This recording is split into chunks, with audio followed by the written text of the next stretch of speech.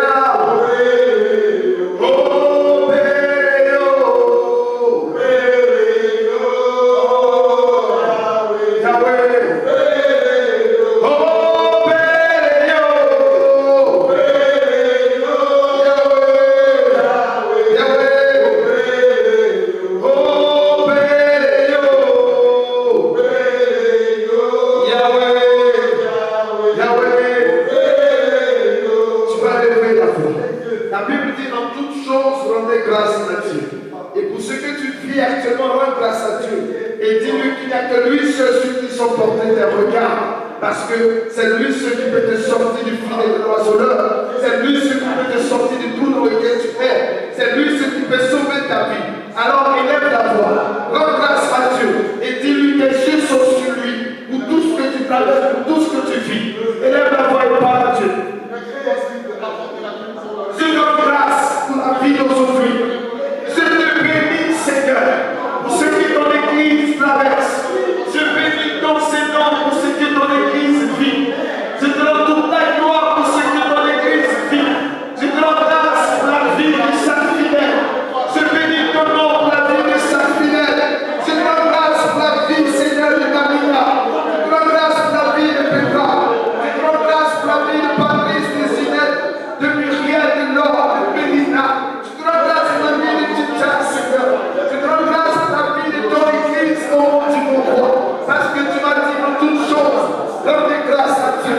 Alors ce soir, je te rends grâce pour tout ce que ton Église vit et traverse. Parce que Seigneur, tu es omniscient et tu sais toutes choses comme tu le dis toi-même. Alors ce soir, nous te rendons grâce parce que nous savons que ces choses, que tout concourt au bien de celui-là même qui t'aime, oh Dieu. Je bénis ton nom, je te rends grâce pour ton Église, de ce que tu nous conduis, Seigneur, dans les belles pâturages et de ce que nous sommes dans ton royaume. Accomplis ta volonté, Seigneur. Tu es Dieu de notre vie, qui n'a point senti mon âme de loup, mon âme d'examen, mon âme de béni, Seigneur. Je te rends grâce pour cette journée. Je te rends grâce pour la vie d'aujourd'hui. Je bénis ton Seigneur, oh Dieu de gloire, de force, de puissance. Je te rends toute la gloire, Seigneur. Parce que, Seigneur, tu es Dieu qui sait toutes choses et qui fait chaque chose bonne en son temps. C'est pourquoi je te rends grâce à cette heure précise de ce que tu opères des prodiges, que des miracles dans la vie de ton Église, parce que nous te rendons grâce dans les petites choses, nous te rendons grâce dans toutes choses, Seigneur. Éternellement, Dieu, mon roi, mon âme te bénit. Te rends grâce et te glorifie, Seigneur. Merci, mon Dieu, mon roi. Je te loue, Seigneur, pour tout ce que ton Église traverse. Je te loue, Seigneur, pour la vie de chaque fidèle. Je te loue pour ton Église dans son essence, mon Dieu. Je te loue pour la vie de chacun, de ce que, Seigneur, tu as accompli le miracle dans la vie de chaque fidèle, au nom de Jésus. Je te loue parce que, Seigneur, c'est toi qui fais quelque chose de bon aujourd'hui. Et que, Seigneur, les liens de la malédiction sont brisés, afin que tes enfants te les sentent comme il se doit, au nom de Jésus. Sois béni, Seigneur. L'honneur est à toi, la gloire est à toi. Merci, Seigneur. Au nom de Jésus-Christ. Nous allons ensemble élever la voix. Et nous allons remercier le Seigneur pour ce moment. Et nous allons passer à une exhortation. Nous allons prier le Seigneur. Amen. Seigneur, je te remercie pour ce moment. Au cours duquel, Seigneur, nous avons élevé la voix. Nous t'avons béni, Seigneur. Nous t'avons glorifié. Nous t'avons exalté. Nous avons béni ton Seigneur. Nous avons reconnu nos fautes. Nous avons invoqué ton sang. Et l'atmosphère spirituelle étant dégagée. Et Seigneur, nous avons accès directement, Seigneur, à ton tour. Et nous déclarons ce soir que, Seigneur, nous prenons tout ce qui nous appartient. Au nom de Jésus-Christ. Nous avons ainsi prié. Amen. Amen. Que Dieu nous bénisse. Amen. Amen. Vous savez, quand nous venons à l'enseignement, veuillez vous asseoir, s'il vous plaît. Sinon, si vous voulez qu'on continue l'adoration, on va continuer. Amen. Vous savez, quand nous venons à l'église, c'est pour apprendre. Apprendre. Amen. Parce qu'une fois que tu es à la maison, c'est pas tout que tu sais. Amen. Donc, lorsqu'il y a une direction, on dit, prions dans ce sens, prie. Dieu t'écoute. Dieu écoute chacun de nous. Parce que le diable va t'envoyer dans des pensées, tu vas penser, mais qu'est-ce que je gagne en priant? Tu gagnes beaucoup de choses en priant. Amen. C'est pourquoi j'exhorte tout le monde. Amen. Quand tu viens dans la maison de Dieu, tu viens trouver la solution à ta vie. Moi, quand je venais avant l'église, ça me saoulait. Parce que je vois des gens qui lèvent la voix, qui crient, le Dieu ne sait même pas où il est. Amen. Je vois des gens crier, et puis ça parle. Jésus, Jésus, vous l'avez vu où? Moi, je veux quelque chose de concret. Mais à force de fréquenter l'église, et petit à petit, j'ai commencé à comprendre quand je vois, ma foi est partie de Somme 23, où le pasteur a fini de prêcher, là, il m'a cassé. Et j'ai bossé ce même jour le Somme 23. Amen. Et à partir de là, j'ai commencé à prendre la vie de prière au sérieux. Donc lorsqu'on vient à l'enseignement, prends ton temps, mets-toi dans ton coin et prie, cherche Dieu. Amen. Cherche Dieu. Tu comprends alors? Tu comprends Petra? Que chacun cherche Dieu avec tes propres mots. Amen. Sans cela que chacun sera béni. Alléluia. Amen. Nous allons prendre avant de passer à la prière. Amen. Aujourd'hui, ça sera quelque chose de simple, mais pour être sûr. Amen. Nous allons prendre nos Bibles dans le livre de 2 Rois. Amen. Nous allons prendre nos Bibles dans le livre de 2 Rois. Amen. Quand vous tombez sur 1 Samuel, c'est à partir de Samuel qu'on fait l'intronisation des rois. Donc après 1 Samuel, 2 Samuel, tu tombes sur un roi. D'accord? Vous voyez un peu? C'est à partir du livre de Samuel que le roi est rentré en Israël. Donc après 1 roi, 2 rois, tu tombes sur après 1 Samuel, 2 Samuel, tu tombes sur 1 roi, 2 rois. Amen. C'est tous les rois qui ont administré en Égypte, en Israël du Nord et Israël du Sud. Amen. J'ai dit Israël du Nord, Israël du Sud, vous allez comprendre. Parce qu'au temps de Samuel, il y avait un seul Israël. Et quand Samuel est parti, Israël a été divisé en deux. Une partie au nord et une partie au sud. Amen. C'est celui du nord qu'on a appelé définitivement Israël et au sud on a appelé le royaume de Juda. Amen. Avec pour capitale Jérusalem. Et Israël du nord, capitale Samarie. Amen. On aura le temps de le faire, le vendredi ensuite. Amen. Donc 2 Rois, chapitre 6, à partir du verset 8. Amen. Je te dis que je veux que tu saches une chose. Ils te feront la guerre. Amen. Que tu le veuilles ou pas, ils te feront la guerre. En d'autres termes, tu vas traverser des moments difficiles. Mais ils ne te vaincront jamais. Amen. Ils te feront la guerre, mais ils ne te vaincront jamais. Amen. 2 Rois chapitre 6 à partir du verset 8. Amen. Vous allez voir comment le Dieu que vous priez tous les jours est formidable. Mais le Dieu est formidable. Amen. 2 Rois chapitre 6 à partir du verset 8. Amen. Est-ce que tout le monde l'a trouvé? 2 Rois. Amen. 2 Rois chapitre 6. Dans le numéro, priez Dieu pour avoir une grosse caméra. Voir bien filmé. Amen. Alléluia. Donc 2 Rois chapitre 6 à partir du verset 8. Le Dieu que nous prions, moi je l'appelle le Dieu de l'impossible. Amen. Il n'a pas dit que tu ne vas pas traverser des moments difficiles. Il n'a pas dit ça. Mais il a dit, même si les choses, même quand tu marches dans la vallée de l'ombre de la mort, il dit, rassure-toi, ne crains aucun mal car je suis avec toi. Amen. Donc quel que soit ce que tu vis, quel que soit ce que tu traverses, en bien ou en mal, Dieu est présent et il est Dieu. Amen. Il dit quoi? Il dit, dans le livre de Psaume, il dit, l'armée de Dieu campe autour de ceux qui le craignent et il les arrache du danger. L'ange de l'Éternel campe autour de ceux qui le craignent. Dès l'instant où tu crains Dieu, tu te bats, crains Dieu, lui il te perce lance autour de toi. Donc toi, ce que tu dois faire, c'est de le craindre. Dès l'instant où tu développes la crainte de Dieu dans ta vie, tu te bats tous les jours pour avoir la crainte de Dieu. Il dit, l'ange de l'Éternel campe autour de ceux qui le craignent et il les arrache du danger. Donc tu vois que la crainte de Dieu que tu développes dans ta vie dépêche la main de Dieu dans ta vie. Est-ce que quelqu'un le comprend? L'ange de l'Éternel campe autour de Tchicha qui craint Dieu. Donc comme je crains Dieu, je suis rassuré que l'ange de l'Éternel campe autour de moi. Et s'il y a un danger, il dit qu'il m'arrache du danger. Il n'a pas dit que le danger viendra pas. Mais il te donne cette assurance, comme tu me crains, alors moi je t'arrache du danger. Donc toi et moi, nous devons développer ce qu'on appelle la crainte de Dieu, qui est le commencement de la sagesse. 2 Rois chapitre 6 à partir du verset 8. Est-ce que tout le monde l'a trouvé? C'est bon pour tout le monde? Je peux faire la lecture. Le roi de Syrie était en guerre avec Israël. Dans un conseil qu'il tint avec ses serviteurs, il dit, mon camp sera à tel endroit. Mais l'homme de Dieu fit dire au roi d'Israël, attention, ne passe pas à cet endroit, car c'est là que les Syriens descendent. Le roi d'Israël envoya des hommes se tenir en observation à l'endroit que lui avait mentionné et signalé l'homme de Dieu.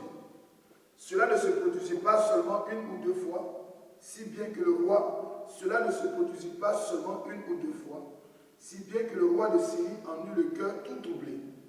Il appela ses serviteurs et leur dit, allez-vous enfin me dire lequel de vous est partisan du roi d'Israël?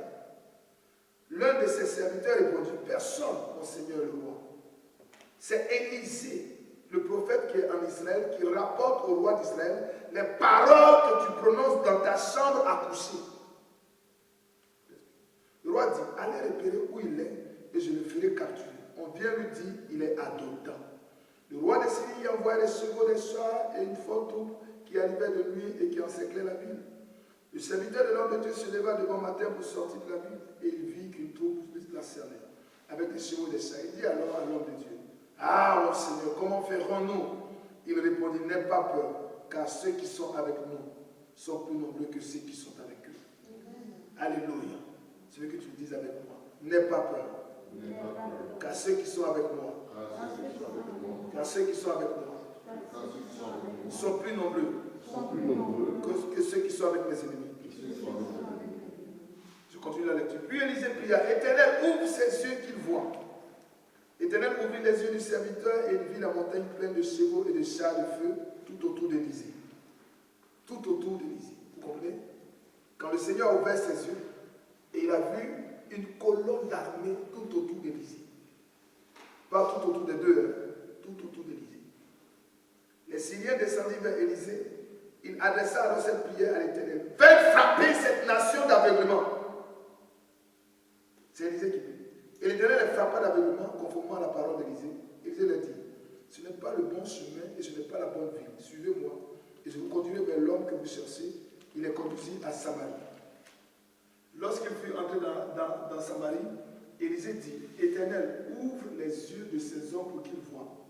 L'Éternel ouvrit leurs yeux et il vit qu'ils étaient en plein milieu de Samarie. Alors vu le roi d'Israël dit à Élisée, faut-il les tuer, mon père? Élisée répondit, non, tu ne les tueras pas. Est-ce que tu mets à mort ceux que tu fais prisonniers grâce à ton épée et à ton arc? Donne-leur du pain et de l'eau, afin qu'ils mangent et boivent et qu'ils repartent ensuite vers le Seigneur. Le roi d'Israël leur fit servir un grand repas, ils mangeaient et buvaient. Puis il les renvoya et repartit vers le maître. Les troupes des Syriens ne reviennent plus sur le territoire. Les troupes des Syriens ne reviennent plus sur le territoire d'Israël. Nous allons baisser tous nos têtes. Parle, enseigne. Que toute connaissance intellectuelle soit écartée à cette heure précise. Et donne-nous, Seigneur, ta pensée, afin que nous puissions, au nom de mon roi, être enrichis ce soir. Car tu nous enseignes que tu envoies ta parole et ta parole nous guérit. C'est pourquoi ce soir, Seigneur, que toute connaissance intellectuelle soit écartée et que toi seul, par ton Saint-Esprit, nous parles aujourd'hui. Au nom de Jésus, nous avons ainsi prié. Amen. Vous voyez un peu la procédure. Lorsque vous finissez de lire un passage biblique, ne prenez pas votre connaissance intellectuelle parce que j'ai un bac plus. Non, c'est pas ça. Demande à Dieu de te donner sa pensée. Amen. Alléluia. Même si ton esprit est parti sur une certaine chose, reviens pour dire, Seigneur, ouvre mon esprit pour comprendre ta parole. Est-ce que vous comprenez? Cette histoire est formidable. Amen. Il y a un pays qu'on appelle la Syrie et un pays qu'on appelle Israël. Et la Syrie se lève le matin, les Syriens se lèvent un matin. Comme un matin, tu es assise ici à Toulouse et quelqu'un veut te faire la guerre. Amen. Les gars sont assis quelque part à Congo, à Pointe-Noire, au Congo, et ils décident aujourd'hui de t'attaquer, de te faire du mal, parce que dans ta génération, il a été dit que personne ne doit évoluer. Donc la Syrie se lève et commence à attaquer Israël. Alors, le roi de la Syrie dit, bon, voilà le plan de guerre que nous allons mener pour pouvoir attaquer la Syrie. Donc pendant qu'il est en train de mener le plan de guerre, Dieu, dans sa sagesse, révèle cela à Élisée, son oint, pour dire, voilà comment ils veulent attaquer Israël. Alors Élisée se lève et Élisée va voir le roi pour dire, ah, si vous passez vers Pupan, c'est là qu'ils vont passer, n'allez pas là-bas, parce que c'est là qu'ils vont vous tendre un piège. Alors le roi d'Israël se lève et il envoie des espions pour voir et il regarde, ah, effectivement, ils sont là-bas, donc on ne passe pas là-bas. Une fois. Le roi de Syrie a échoué. Il revient encore dans sa chambre. Et pendant qu'il va faire un second plan, là il passe maintenant du côté de Colombier. Et pendant qu'il parle, il élabore ses plans avec ses gars. Dieu révèle cela à Élisée. Et Élisée va voir le roi d'Israël pour dire, non, ne passez pas à Colombier, parce que si vous passez à Colombier, alors ils vont vous tuer. 2 fois, roi de Syrie est étonné. Troisième fois, on va passer par un Syrie pour les tuer. Et quand il met son armée pour les tuer en série, Dieu révèle cela à Élisée qui est toujours en prière. Pourquoi? Parce que l'ange de l'Éternel campe autour de celui qui le craint et il arrache du danger. Est-ce que vous me comprenez? Alors le roi de Syrie, très en colère, réunit son conseil et puis il dit, bon, parmi vous tous là, qui va faire les rapports au roi d'Israël? Parce que c'est dans ma chambre que j'élabore le plan et on le met en pratique. Mais comment se fait-il qu'ils sont au courant de notre plan? Donc parmi vous, il y a un traître. C'est là, il y a un qui dit non, on n'est pas traître. Pendant que tu es dans ta chambre pour parler, pendant que les gens sont en train de fomenter un coup dans ton dos, Dieu le révèle à Élisée. Et Élisée le dit au roi. Donc notre problème, c'est Élisée. Est-ce que vous comprenez? Alors le roi de Syrie dit, comme notre problème c'est Élisée, donc qu'est-ce qu'on fait? Il faut détruire Muriel. Comme à cause de Muriel, on n'arrive pas à atteindre sa famille, alors il faut détruire. C'est pourquoi quand tu es chrétien, ne t'étonne pas de rencontrer des situations difficiles parce que tu es la porte de protection de toute ta famille. Alors il faut arrêter Élisée et le tuer. Élisée est toujours en prière. Et ils ont tout fait, ils ont chassé, ils ont vu que Élisée est à Dothan. Alors à cause d'un seul homme, ils envoient toute une armée et ils encerclent la ville. Et Élisée, comme un bon chrétien, il prie toute la nuit. La Bible dit prier sans cesse. Ce matin, tout à l'heure, quand on a commencé à prier, il dit on va remercier le Seigneur. Pourquoi? Parce que tu dis on vient le remercier pour aujourd'hui. Non. C'est maintenant que tu dois prendre une direction et Dieu a créé que tu prennes une autre direction. Or, l'autre direction, peut-être on va être agressif. Comme on n'a pas la lecture spirituelle des choses, on se dit que non, ce n'est pas la peine de remercier. Toujours remercier Dieu. Tous les jours, prends ton temps de remercier Dieu. Tu as pris la voiture, tu allais prendre un chemin qui allait apporter un accident dans ta vie, et tu as permis un petit retard, et puis bon, pour éviter. Donc tous les jours que Dieu fait, prends ton temps, remercie Dieu. Est-ce que vous comprenez? Donc Élisée priait, il priait, et voilà que les gens sont venus contre Élisée. Si on détruit Élisée, si on détruit Mélina, si on détruit Jean-Claude, alors on peut avoir accès, on peut détruire toute la famille. Alors ils viennent encercler Élisée et ils attendent toute la nuit jusqu'au petit matin. Je bénis le Seigneur. Pour ceux qui dorment la nuit, c'est un danger. Pour ceux qui dorment beaucoup la nuit, c'est un danger. Amen. Toute l'armée est arrivée de nuit. Toutes les mauvaises choses se font la nuit. Les sacrifices bizarres, vous n'avez pas remarqué, ça se fait la nuit. Donc le diable veut que tu manges bien le soir et que tu dormes et tu assoupis et le diable vient pour t'écraser, pour faire le mensonge. Et quand tu as 2 minutes, donne ma nuit, merci-moi. Amen, et tu dors. Et le diable vient danser sur ta vie toute la nuit. Élisée, toute la nuit, l'armée était là pour le détruire. Mais Élisée priait, c'est sa prière qui les a détruits là où ils étaient. Donc la vie chrétienne, ce n'est pas un jeu quotidien. Même si tu prends une demi, même une heure, prie toute la nuit. Prends ton temps la nuit, prie pour tout casser, pour tout déranger. Ne priez, n'attendez pas le matin, puis faire un baillant, ou bien à 23h, j'ai fini de manger mon citron, ma bonne sauce, ou bien mes côtes de porc, et puis...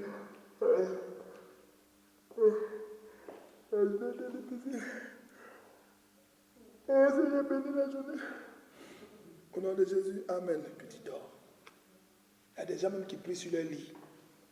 C'est comme ça. Sur le lit. Hein. Puis je te lis, Jésus. Après, je lis Jésus. Seigneur, pardon. Non, c'est pas ça. Mets-toi à l'écart. Puis commence à prier. Parce que le combat est réel. Le combat est réel. Le combat est très réel. Amen. Pour dire quoi? Pour dire que tu ne vois pas le vent, mais tu vois l'impact du vent dans ta vie. Amen. Le combat est trop réel. Amen. Amen. Alléluia. Alors qu'est-ce qui se passe? Élisée arrive. Élisée regarde. Géasi sort le premier. Et Géasi dit, chef, c'est chaud parce que toute l'armée est sortie afin de pouvoir nous tuer. Alors Élisée dit, Seigneur, ouvre les yeux de mon serviteur. Parce que Élisée est convaincu que l'ange de l'Éternel campe autour de celui qui le craint et il arrache du danger. Donc Élisée est serré et imperturbable parce qu'il a fini de prier. Alléluia. Alors Dieu ouvre les yeux de Géasi et il constate qu'il y a toute une armée autour d'Élisée. Alors sa peur est dissipé et il dit, il n'y a pas de souci. Et Élisée sort et il dit, Seigneur, cette armée, frappe-les d'aveuglement. Donc ce soir, nous allons frapper d'aveuglement tous ceux qui en veulent dans nos vies. Dis amen. Ce soir, nous allons frapper d'aveuglement tous ceux qui en veulent dans nos vies. Amen. Nous allons tous les frapper, toute l'armée qui est venue. Je vous ai dit la dernière fois que, quelle que soit l'armée qui arrive, la Bible dit c'est l'Éternel des armées. Amen. Quelle que soit l'armée sur la terre des hommes, c'est lui l'Éternel des armées. Donc s'il y a une armée en Syrie, s'il y a une armée en Éthiopie, c'est lui l'Éternel des armées. Amen. Donc, il dit, Élisée dit, Seigneur, ils sont venus contre moi. Ils sont venus avec les chars. Mais Seigneur, moi Élisée, sur ma parole, je les frappe d'aveuglement. Alors, à l'instant précis, ils deviennent tous avec toute l'armée qui a été dépêchée afin de pouvoir tuer Élisée. Tous deviennent aveugles. Et c'est maintenant Élisée, comme nous avons vu dans la louange, que la main de Judas sera sur la tête de tes ennemis. Alors, ils sont frappés d'aveuglement et Élisée les conduit jusqu'en Samarie, capitale d'Israël du Nord. Amen. Et ils arrivent au milieu de la ville. Amen. Et Élisée dit, Seigneur, ouvre les yeux.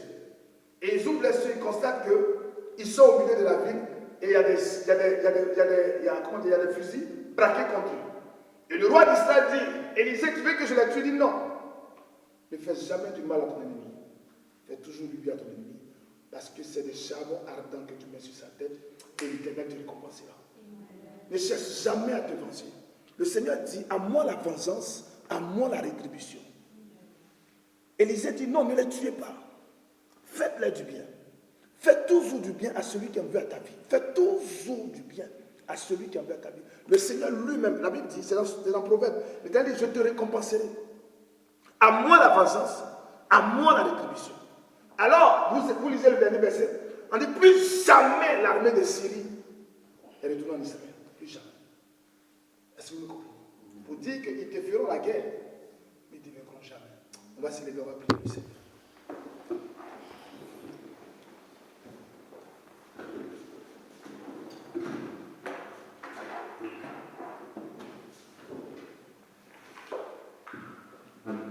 Le danger est réel.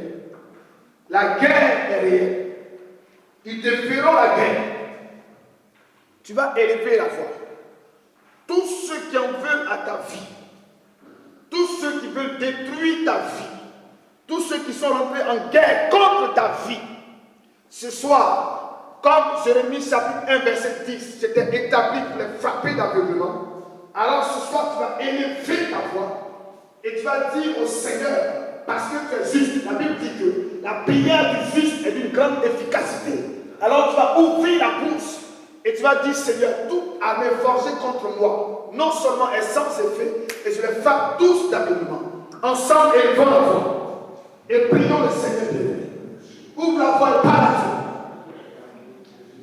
Toute armée forgée contre toi, toute arme forgée contre toi est sans effet.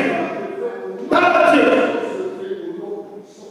Toute arme forcée contre toi aujourd'hui est sans effet. Par Dieu. Toute arme forcée contre toi est sans effet. Toute arme forcée contre toi est sans effet. Et toute armée qui se lève contre toi est frappée d'aveuglement à cette heure précise. Par Dieu, s'il te plaît. Par Dieu. Par Dieu. Toute arme forcée contre ta vie, contre ta famille, contre ton église, est sans effet. À cette heure précise, il est l'Éternel des armées. Par Dieu, au jour d'aujourd'hui, ta vie doit évoluer, ta vie doit avancer. Par Dieu, s'il te plaît. Par Dieu. Je frappe l'aveuglement. Toute armée dressée contre ma vie, au nom de Jésus. Je frappe l'aveuglement. Toute armée qui se dresse contre ma vie, contre ma maison. Je frappe l'aveuglement. Toute armée qui se dresse contre moi, au nom de Jésus-Christ. Je frappe l'aveuglement. Par Dieu, s'il te plaît.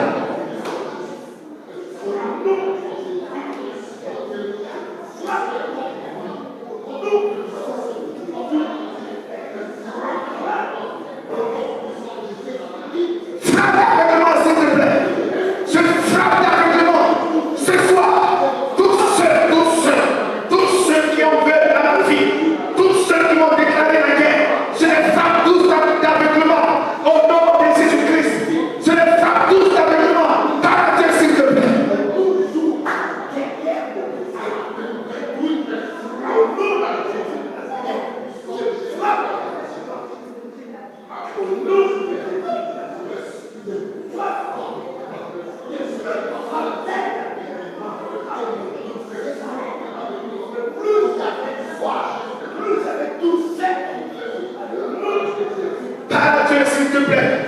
Seigneur est avec nous ce soir. Par Dieu. Il est Dieu, il a point son Seigneur. S'il a frappé Élisée, a frappé l'aveuglement l'armée de Syrie. Aujourd'hui, le pouvoir est le même. Il est le même aujourd'hui et il vit en toi. Il est le même aujourd'hui, il vit en toi. Et il dit, je t'ai établi pour détruire, pour abattre. Je t'ai établi afin de frapper l'aveuglement. Alors frappe. Par Dieu.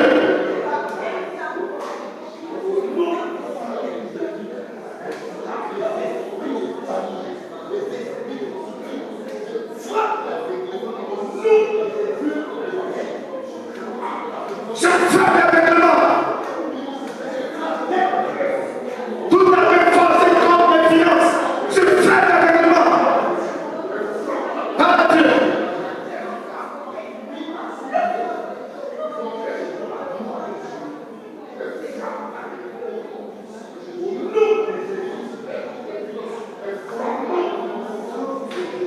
Toute la même force contre ta vie professionnelle est frappée l'aveuglement par Dieu. Oh Seigneur.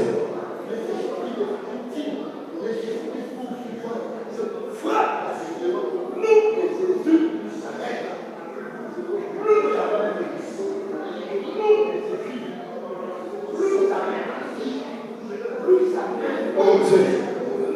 Parle à Dieu, parle à Dieu. Parle au Seigneur, parle à Dieu. Parle à Dieu, parle à Dieu.